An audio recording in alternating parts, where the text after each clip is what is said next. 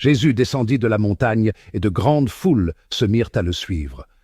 Un lépreux s'approcha de lui en disant « Seigneur, si tu veux, tu peux me purifier. » Grande était la discrétion et la foi de celui qui s'approchait ainsi. Il se garda d'interrompre l'enseignement de Jésus. Il ne traversa pas la foule qui écoutait, mais il attendit le moment opportun et s'approcha du Seigneur lorsque celui-ci fut descendu.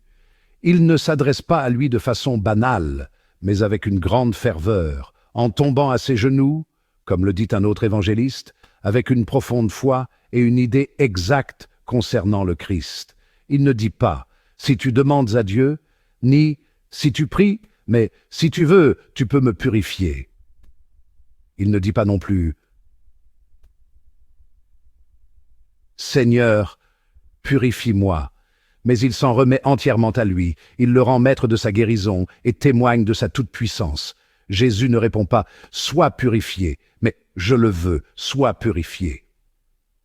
Il désirait par ces mots affermir tout le peuple, ainsi que le lépreux, dans la conviction qu'ils avaient de sa puissance. Voilà pourquoi il dit « je le veux ». Pourquoi, lorsqu'il lui suffisait de vouloir et de parler pour purifier, touche-t-il de la main? Il me semble qu'il n'avait d'autre raison que de montrer par là qu'il se situait non pas sous la loi, mais au-dessus, et que devenu impur au contact de la lèpre. Au contraire, le corps du lépreux fut purifié par cette main très sainte.